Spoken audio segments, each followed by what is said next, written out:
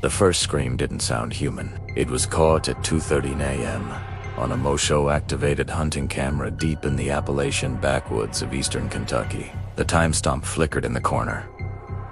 Wind hissed through dead leaves. Then something stepped into frame. And whatever it was too tall.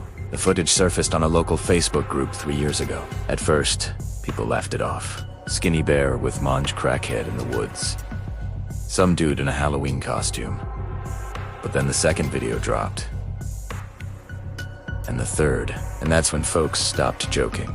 The man who originally posted the footage was named Caleb Turner. 34. Lifelong hunter. Grew up in those mountains. He wasn't some city kid chasing internet clout. His family owned over 50 acres of wooded land near the Daniel Boone National Forest. Generations of Turners had hunted deer on that property without incident until October 14th. That night, he set up 3 trail cams after noticing something strange. His deer feeders were being emptied overnight, but not in the way raccoons or black bears usually do it. The metal lids weren't ripped open. They were peeled back, like someone had fingers. The first camera was strapped to a hickory tree overlooking a clearing. Standard setup. Motion triggered. Infrared. At 2:13 a.m., it activated.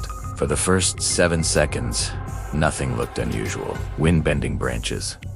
Crickets buzzing. Then something moved at the far edge of the clearing. It stepped into view slowly. Deliberately. It stood at least 7 feet tall, maybe taller. Its limbs were too long for its body, arms dangling almost to its knees. Its shoulders were narrow, ribs faintly visible under stretched, pale skin. Its head tilted slightly, like it was listening.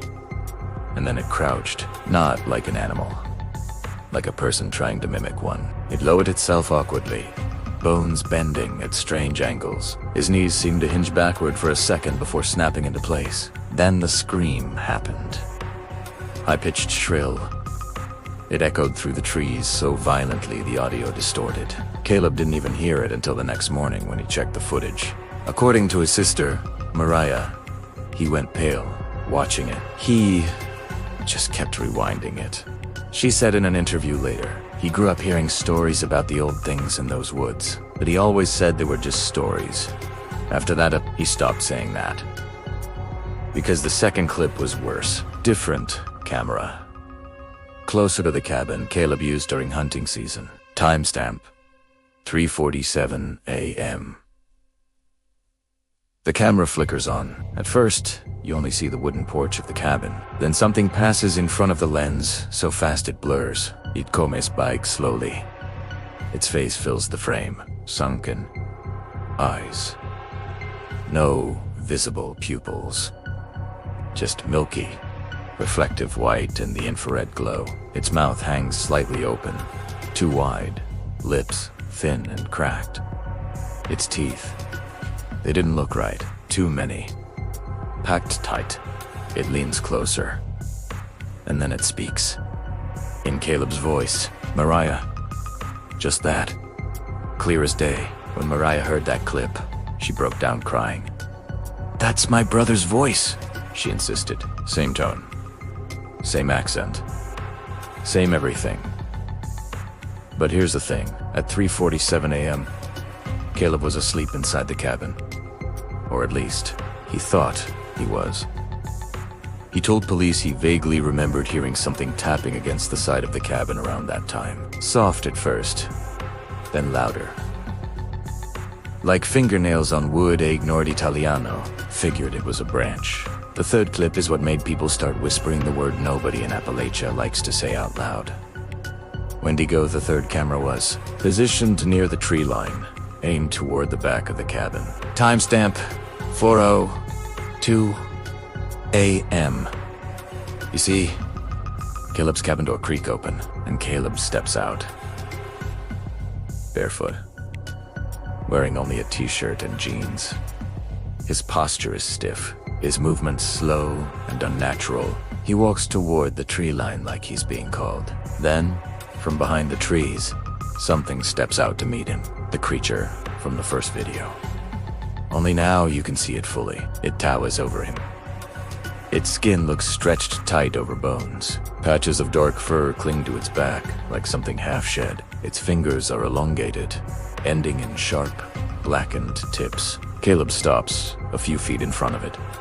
They stand there, face to face, and then Caleb opens his mouth. But the voice that comes out isn't his. It's layered, like two voices speaking at once. The audio cracks and distorts, but you can make out one sentence. You shouldn't have looked. Then the screen glitches. When the image stabilizes, Caleb is gone. The creature remains. It turns its head slowly toward the camera and smiles. The footage ends there. Caleb Turner was reported missing that same morning. Search parties combed the property for weeks. They found his footprints leading into the woods. They never found prints coming back. No blood. No torn clothing. No signs of struggle. Just one thing. About a mile from the cabin, nailed to a tree trunk at eye level, searchers found Caleb's trail cam, not strapped to the tree. Nailed through the plastic casing, like something wanted it to stay there. When authorities reviewed that final memory card, they didn't release it publicly, but a deputy who saw it anonymously described the footage in an online forum. He said it showed Caleb walking through the forest at dawn, except something was wrong with him. His limbs were too long, his shoulders too narrow, his head tilted at an unnatural angle, and when he passed close to the camera, he looked directly into it. His eyes were white. 3 days after Caleb disappeared, livestock on neighboring properties started turning up mutilated. Not eaten, just opened. Rib cages split with surgical precision. Hunters in the area reported hearing screams at night that sounded like women crying for help, but when they followed the sound, it always led deeper into the woods. Older residents refused to talk about it on record. But off camera, they told stories passed down for generations about something that isn't a deer, isn't a bear, isn't a man. They say the Wendigo isn't born. It's made when a person gives in to something dark, when hunger, greed, or desperation twists them, when they cross a line in the woods that shouldn't be crossed. Some believe Caleb didn't get taken. They believe he became it, that the thing caught on camera wasn't stalking him. It was replacing him. 6 months later, a group of teenagers snuck onto the abandoned Turner property hoping to film a viral ghost hunt. For the first 20 minutes, it was typical stupid stuff. Jokes, nervous laughter, flashlights shaking. Then they reached the clearing. One of them pointed to the old deer feeder. Yo, what the hell is that? The camera zoomed in. Standing at the edge of the clearing was a tall, pale figure, completely still watching them. The live stream chat exploded. Fake. Nice costume, bro.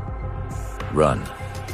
The teens thought it was someone messing with them, until it started walking, not running. Walking. Slow, deliberate steps. Its arms swinging too far with each stride. One of the boys shouted, "Yo, chill, we're leaving." The creature stopped, tilted its head, and from the live stream audio, thousands of viewers heard it clearly. "Stay," in one of the teens' voices. The stream cut out seconds later. Police found their car abandoned near the property entrance. All 4 teens were reported missing. No bodies were ever recovered. The Turner land is fenced off now, officially condemned due to environmental hazards. Locals know that's not the reason. Hikers in the surrounding Appalachian trails still report strange encounters. Cameras malfunctioning at exactly 2:30 a.m. White shapes moving between trees. Voices calling their names from the dark. And sometimes, footage surfaces online. Short clips. Grainy. Always deleted within hours. In one of the most recent clips, posted anonymously last winter, a hunter films something across a snowy ridge. The figure stands against the white backdrop, painfully thin, impossibly tall. The hunter whispers, "That's not a deer." The creature turns slowly toward him. Even from that distance, you can see its mouth stretch into a grin, and in a voice that sounds distorted, layered, almost mechanical, it says, "You're still watching." The video ends with the camera dropping to the ground, heavy footsteps crunching in snow. Then silence. No one has claimed responsibility for these videos. Authorities labeled them hoaxes. Wildlife experts blame bears with money. But here's the part they can't explain. Every original uploader of the Appalachian Wendigo footage, their accounts go inactive within days. No updates, no responses. Just gone. And sometimes, if you scrub through the frames slowly enough, you'll notice something most people miss. In the background, behind the trees, there's more than one of them. Watching.